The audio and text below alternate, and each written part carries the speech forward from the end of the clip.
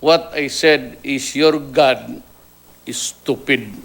Mine has a lot of common sense.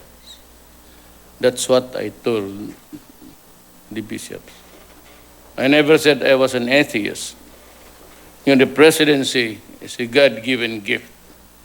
I am sure God would not have given me the position if I was bullshit. Magklaro tayo doon. I could have made it in life even. The berries that I, before the presidency, without God. Pero itong obispo ninyo, patayin ninyo, walang silbi yung magagong yan.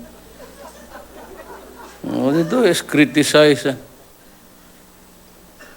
Executive Secretary Salvador Medialdia, Social Welfare and Development Secretary Rolando Joselito Bautista, Interior and Local Government Secretary Eduardo Año, and the other members of the Cabinet, Executive Director of the Council for the Welfare of Children, Undersecretary Mary Mitch Kahoyonoy, honorable members of the House of Representatives, the Chief of the Philippine National Police, the 2017 awardees of child-friendly cities and municipalities, other distinguished guests, ladies and gentlemen. I have a two-page speech. And pag binasa ko to, sa gasolina lang pati sa make-up ninyo, hindi makababawi. But because I think that the lady who prepared this speech, it's a scripted one, and I do not like scripted, but just the same, para naman hindi masayang yung pagod niya. Basahin ko na lang po ang last penultimate paragraph. As our children are the country's future, be assured that the administration will do everything to protect them from violence, abuse, criminality, illegal drugs, and other threats to their safety and well-being. Together, let us strengthen our ties and build new alliances in order to create a safe, enabling, child-friendly environment for the succeeding generations of Filipinos. Congratulations at mabuhay tayong lahat.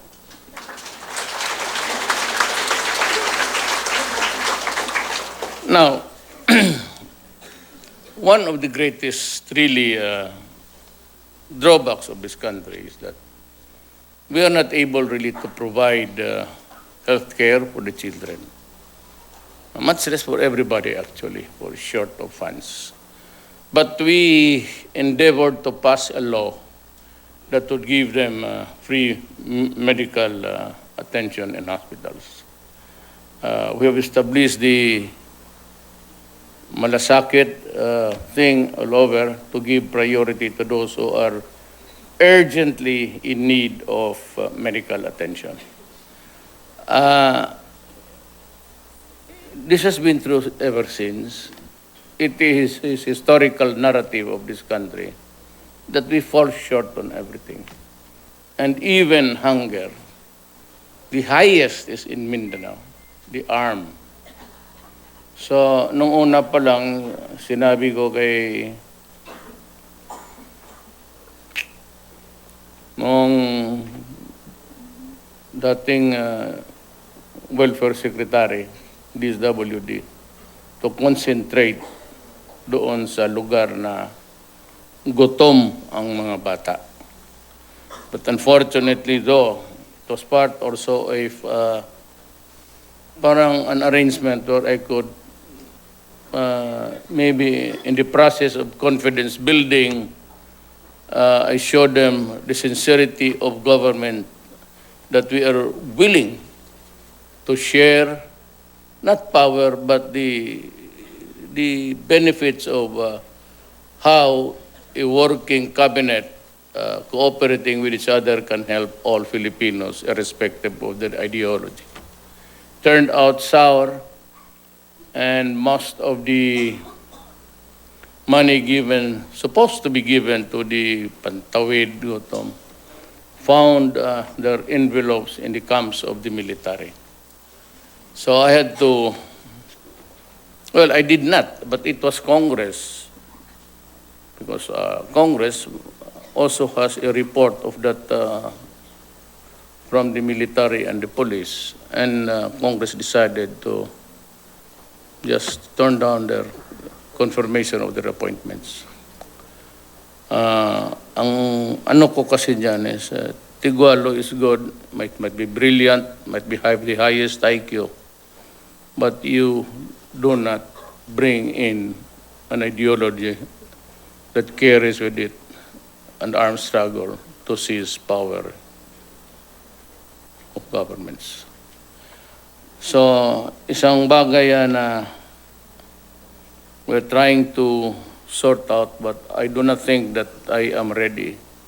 I have communicated to our peace negotiators. Doresa is out of the cabinet, so that leaves Belio, who is really a communist also, and si Nani Braganza. Well, I could tell, he swings to that group ever since. So I respect him because we were dorm mates. Dulay and Bilyo was in front of my room when I was with a roommate who was talking in English all the time, early morning, and it went all the way until we became cabinet members. And so when he was due for confirmation, he was there and speaking all the way. And so the congressmen and senators began to wonder, is this guy from here? Well, it seems to be, Amerikano pala talaga ang buang. But I didn't know, but from where he was really talking, I could understand, yes, he was my roommate. He was one of those with Llewellyn Ortega, and were nearly arrested. They hid in the dormitory. Hindi nahuli, and then he went to America to seek sanctuary. And he was there with Maceda. They set up a law office and thereafter prospered while we suffered here. But anyway, ang gusto kong ipadala sa inyo, it stares at us eyeball to eyeball. One of the first things that I must really do is to protect the people and preserve this nation. So I am battling so many fronts. I'm battling the ICs sa Hulo, the abusive, and they are the extremists. They know nothing except to kill and destroy. Then I have a revolution that is motivated by territoriality. And maybe that would include, you bear, kasi it's seldom that I can talk to a crowd like this, and gathered na ma-articulate ko yung nasa puso ko. Total, kung mag-abot tayo ng alas 10 dito, may pagkain man. Dagdagan lang ninyo kasi double di gutom yan eh. The stomach is only ready for merienda, but you add another 3 hours, you need some sort of more carbohydrates, and start cooking, please. Listen up. Ganito yung ang droga started much earlier. And that was about when I was even a prosecutor. That would be 1988 below. And that has always been, as a trial lawyer, prosecuting people for drugs. I have encountered so many heartaches along the way. Evidence are missing. My witnesses are not reporting. And sometimes, to my horror, the powder that I'm using to induce in court as our evidence turns out to be tawas. At that time, corruption was already there. And I'm not going to zero in on the police because a lot of people in the civilian sector are into it, even mga mayors. Yung mga mayors nandito, hindi kasali yan. Mababait yan. Kasi ang mayor, nagago ang putang. Hindi magpunta dito yan. But the last time I called for them, I closed. At sinabi ko talaga, sinagprangkahan ako. Putang ina ninyo. Pag pumasok kayo sa droga, papatayin ko kayo. Prangka-prangka. So with the governors, tanungin ninyo governor ninyo. Pero more or less, it was a linear crowd. Pero ganun ko rin sinabi. Do not ever with drugs because mamamatay ka talaga. Alam mo, let me illustrate to you how it can destroy society. You know, you want to destroy a friend, or you don't destroy an enemy, all you have to do is make the son or daughter or grandchild an addict. And that family automatically becomes disoriented, dysfunctional. Ang problema, exponential. Kasi hindi mo talaga malaman kung ano. He will commit crimes. If he's a poor guy, when he has the cold turkey, the monkey is riding on his back. Wala siyang pera, he will resort to crime. Ang unang mawawala ninyo, as you all know by now, kasi may kilala kayo, alam ko, unang mawala sa inyo, gasol. So sigurado na, tara niyo, gasol, yung mga reserva, lahat, electric fan, TV, pati kotse. Huwag na lang tayo magbulahan. Hindi naman ako gago na may sungay na papatayin ang kapwa ko tao. Kung hindi mo rin papatayin, yung mga tao na sinabi ko, my duty is to preserve this nation and protect the people. That's about in 2 sentences, that's my duty. Ito, wala to eh. Alam, mag-create ka lang ng isang siyabo ng anak. I don't know if, pero dito meron. Sira talaga ang pamilya. Ngayon, kung ang tatay ang tinamaan, puro Diyos. Hindi na magtrabaho, cannot work anymore, cannot function, is malnourished, hindi kumakain. Kaya nung nakita mo, pag-upo ko in the first 3 months, critical, nakita mo nag-surrender.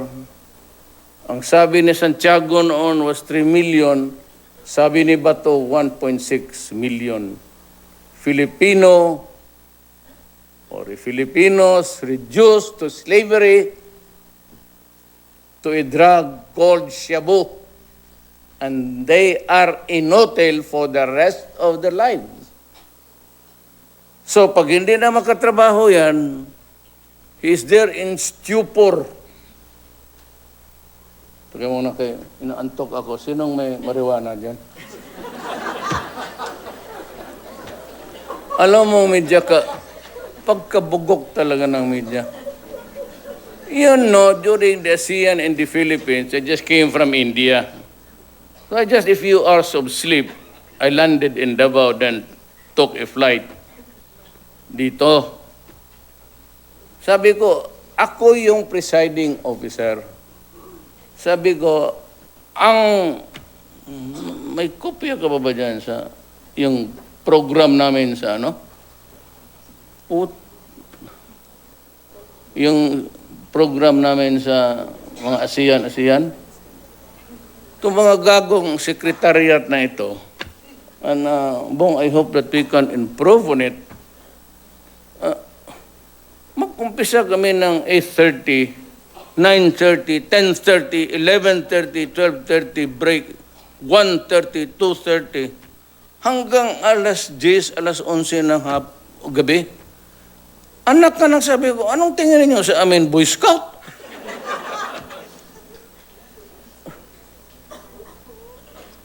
Talaga nagalit niya ng ganun. Lalo nung ASEAN. Nagsabi ko, I was so sleepy.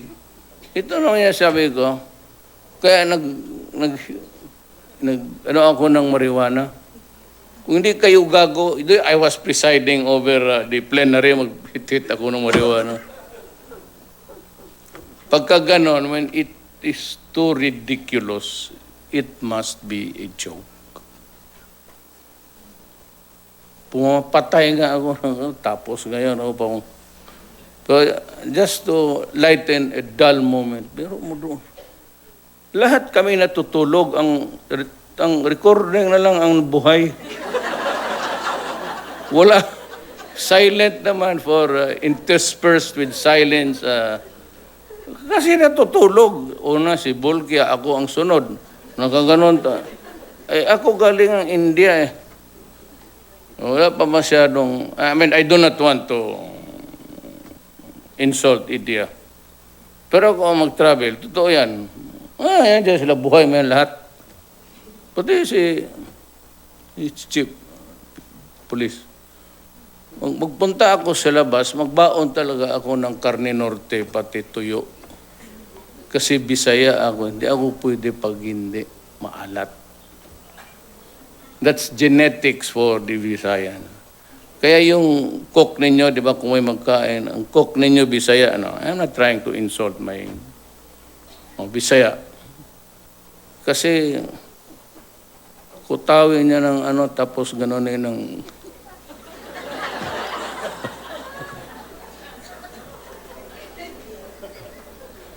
Tikman mo na, kutawin, galing sa tapos pag sabihin na sa bowl, gano'n na yun. Gano'n.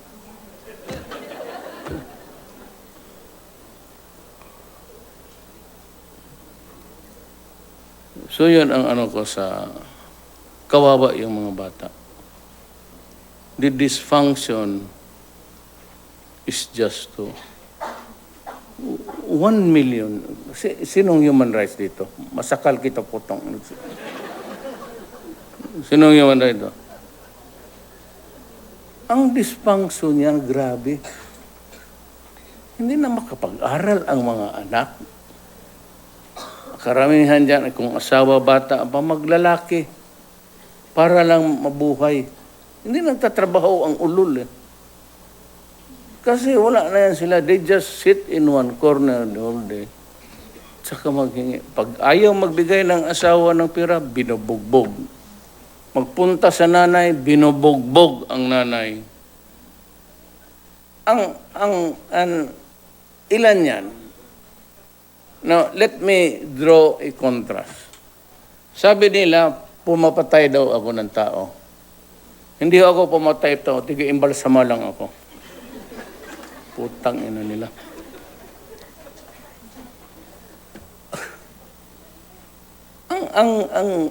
Wala na ang bata. And 1,000,006, even if you place it at 100, then you begin to be melodramatic about the whole thing. At sabihin nila may nakita dyan nakabulagta, then they would just assume that an extrajudicial killing. Inaadmita na nga ni Albayalde na 4,000 plus eh.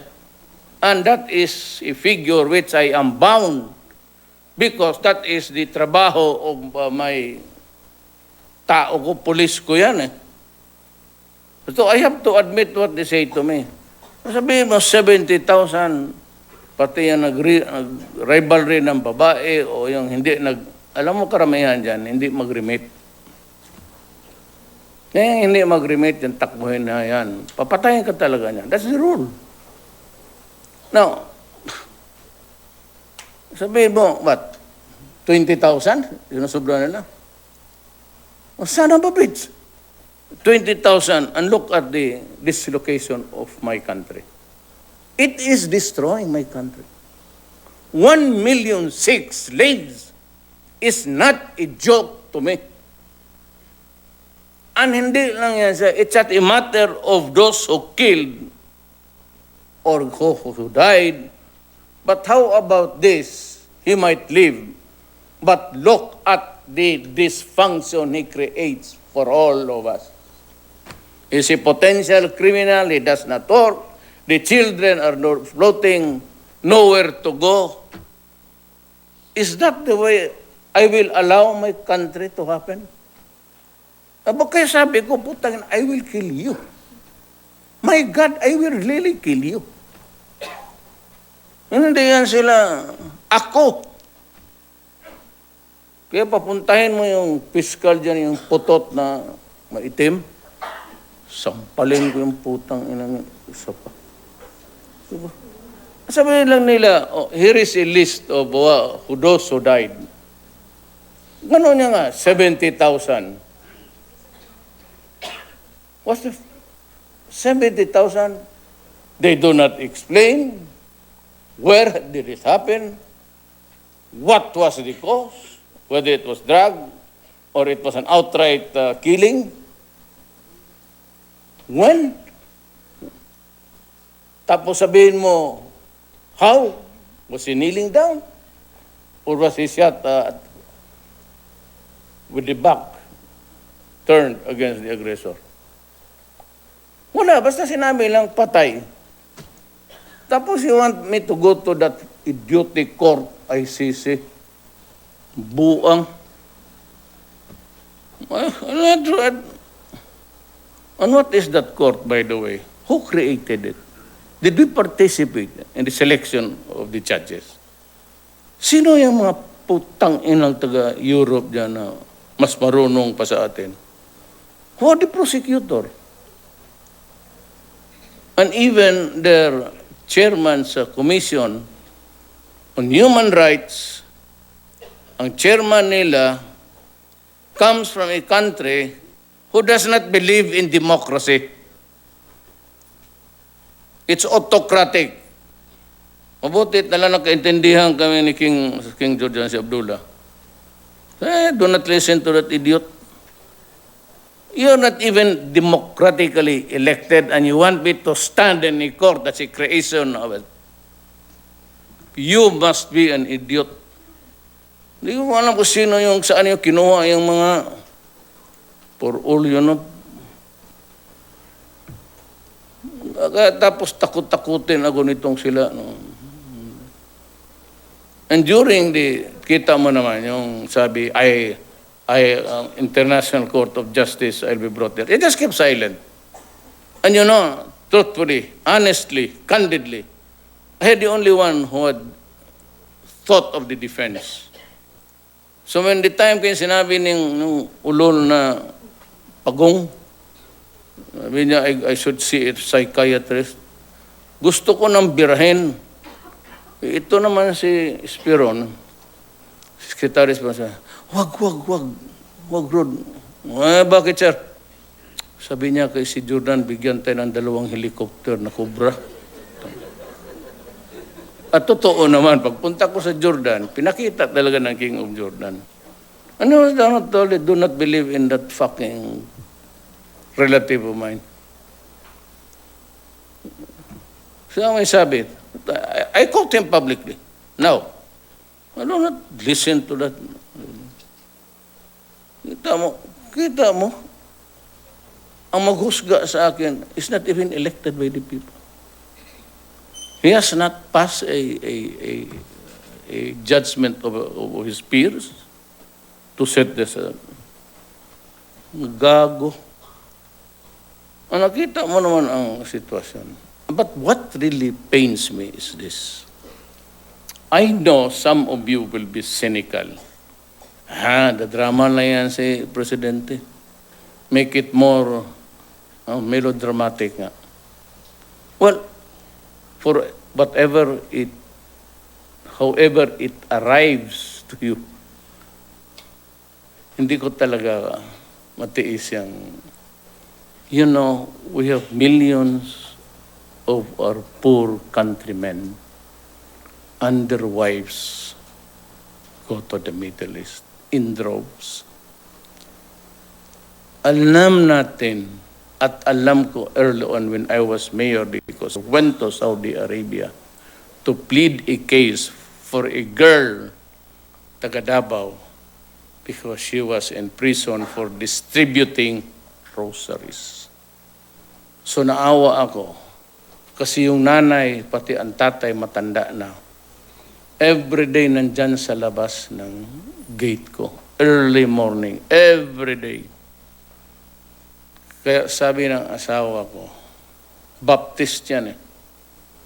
Sabi niya, do something about it. Kung wala kang maitulong, ipasa mo yan sa taong makatulong. So parang akong sabi ko, I'll go to Saudi Arabia. So King Fahd was a bit, I think, I would not characterize it, but medyo mahirap na i-connect. But you know, there is God. He was able to listen a bit, and maybe it was using a lucid interval. Pumayag siya.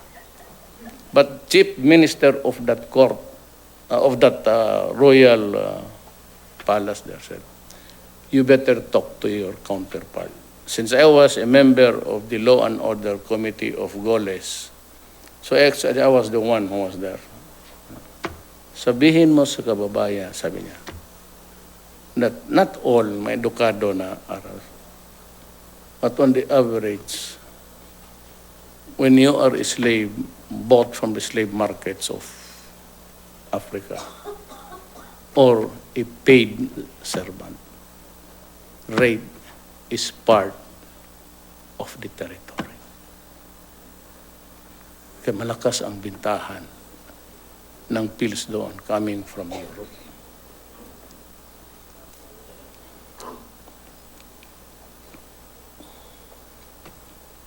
Ipasok sa refrigerator, bugbugin, hampasin, and gamitin ng amo, gamitin ng anak, gamitin ng son-in-law. Linisan niya yung bahay ng amo niya, yung daughter niya, isa-isang daughter pa niya. Tapos pakainin ng basura. How many Filipinos? Ilan nabasa ninyo? Tumatalo na lang sa bintana. What does that indicate? Insanity, because they can no longer endure or bear the human degradation and maybe the total loss of dignity. Kaya ako, putang ina, kumukulo talaga ang dugo ko. You know why? Yan sila, mahirap. How many times have you read or saw on TV? Mag-alis, ibigay lang nila doon sa kapatid nila. Alam mo naman, a child, but pag marami rin niyang anak, wala ito. Or yung uba divorce, walang kila, iiwan nila sa kapitbahay nila. Iiwan nila sa lolo nila. Nakatanda rin kung natayta. So, the family is totally destroyed. Dysfunctional kasi yung lalaki, you know, the human frailty, the physical needs. Magkaliwaan niya. Kaya karamihan dito pagbalik hiwalay. Especially kung marinig na niya yung kung anong nangyari sa asawa niya, being trampled upon. Ang lalaki mawalaan ng gana niya. I'm telling you, the male ego, ayaw na niyang galawin niya. So karamihan niya magbababae rin. Kita mo ang function.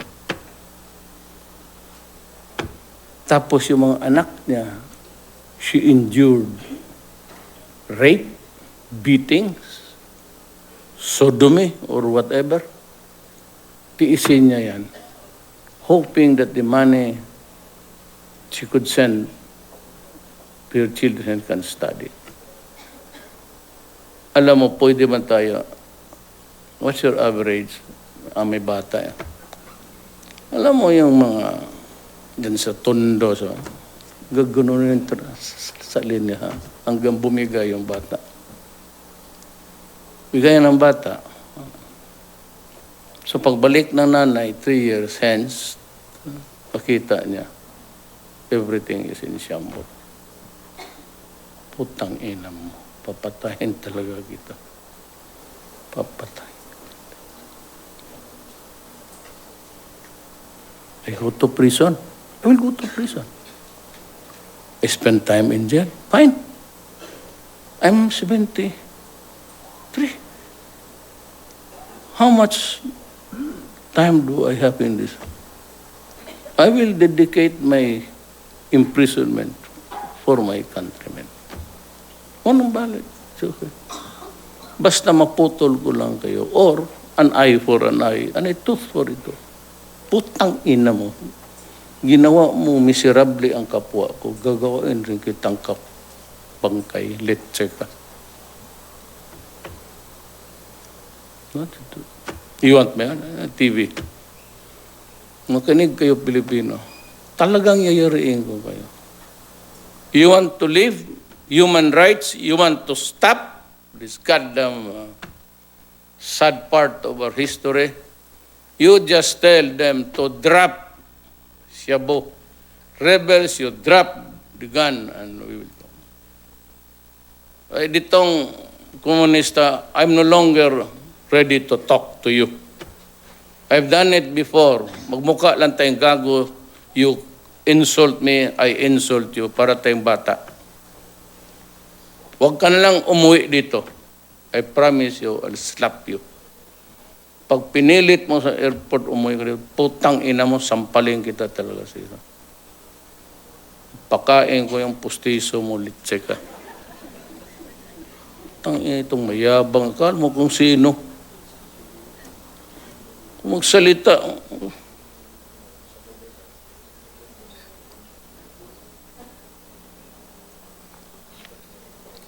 Akala mo naman, abogado, mas bright pa sa iyo.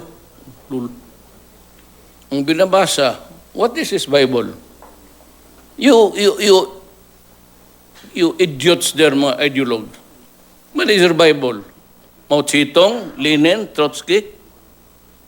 Tapos, one convoluted brain, maniniwala kayo dyan kay Jesus. That way to do it. You know, if you want to transform this country, you have to do it by evolution. It cannot be revolution. Dahan-dahan lang. Kaya even if you crucify me today, I can do nothing about the economy. Why? Ito maas yung oil eh. So what's the fucking shit? The shit is, right after the war, everybody was into discovering natural resources of their country. I don't know about God, but my God has a common sense. Pero he gave oil to Indonesia, Malaysia, Brunei. He never gave us oil. So pagbira ng, itong America keeps on binibira niya yung Iran.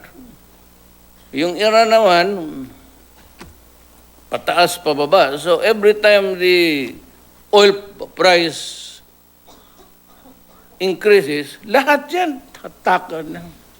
What you see in this world is oil. Magtingin ka lahat. Ang tao lang dito ang hindi oil. Ang paggawa siguro, BB oil, pang slide.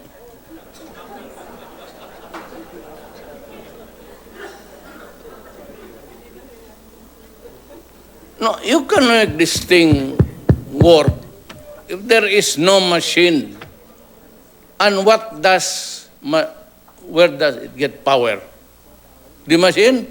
From oil. Bunker. Meron kang dam, but sa ngayon, wala. You want yung simento na tinatapakan, sapatos, mga pantalon, they come from machines. So, where do they get the power to run them? Pati ito, glass and everything. It's all oil. Hindi binigay sa atin eh.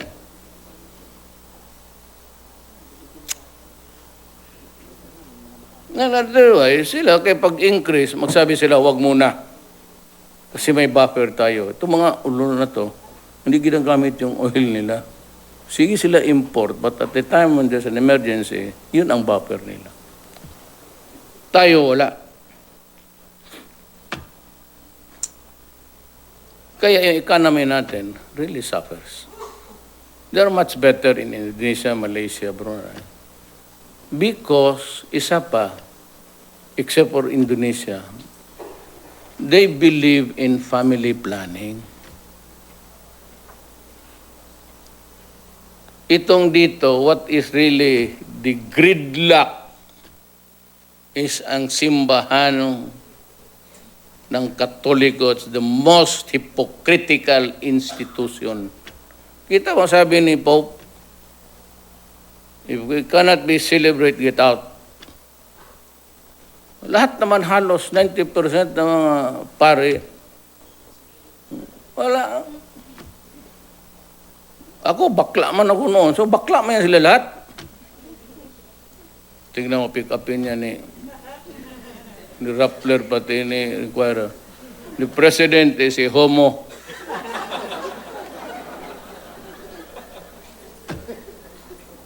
Hindi kasi, ayaw ko kasi mag-insulto. Di isali mo na lang ako. Para magaan yung reception ng dibdib mo. Sabi ko, kami ang unang biktima, pati itong mga bishop, sige, daldal. The Catholic faith destroyed us when we were in high school. Sabihin ko sa inyo kung sino, ako, si Dominguez, kababata ko yan. Valedictorian, kindergarten hanggang high school. Tiso yan, pero madali mamula yan. Ayawan ko kung anong ginagawa. Pero matawagin, ay mga pare, makinig kayo. What are your sins, my son? Ay, di, ano pa? What? You know, Father, come on, come on, come on. We not have the whole line. I went to the room of the... Why? Because I wanted to see what's inside the cryptic na lang tayo, cryptic. And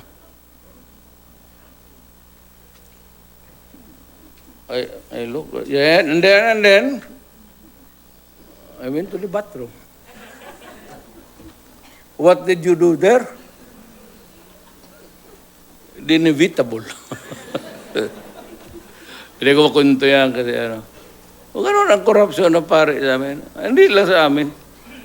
Or there were priests that they were gay, pero I don't know, some of you contemporary ko sa Ateneo de Davao kami. Father Leonard, he was my idol. He was a Jesuit, but he was an intellectual. Yung si Father, sino ganing gago nun bong? Ito, kumot rin ito. Sino yung Father Falby? Mark. Tingnan mo sa ano. Tingnan mo dyan sa ano. Mark Falby. Jesuit. He was the priest who was sued. Yung Archdiocese ng LA paid 25 million para maariglo. Look at his assignment, there is a biodata niya. Ateneo, Mindanao. Tingnan niyo sa...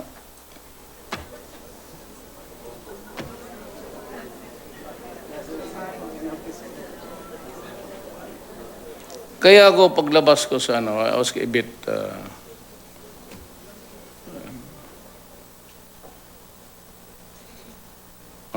nawala na ano na ako pretended or imagined. Hindi mo rin ako talaga. Maranao man ako. We have a book about the Maranao. You'll see there the name of my mother. Married to my father. Ngayon ang lamentations ko sa bahay. And also itong mga mag-kidnap na magpatay. Don't force my hand into it. Ayaw ko. So sabihin ko sa mga pare, sabihin mo sa mga putang inang yan, huwag gumawa. Kasi para hindi tayo magka-enkwentro. You know, this is a democracy. You're free to do it. You can walk around and have shabu in your pocket, selling it. Magkita tayo ng isang kanto, barilan yan, sigurado.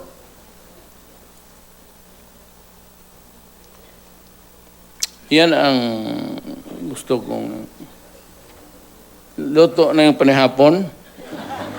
Bata, wala pang alas 6, magmerienda lang kayo. Okay ang merienda? Still hot? Do I have another awarding? Maraming awarding ngayon. You might also join there para... Sino itong award ko ngayon? OFW. Yung unang kawa yan sila. Kaya sabi ko yun nga. Kaya ako pumapatay ng tao dahil dyan. Yung... Isipin mo na lang.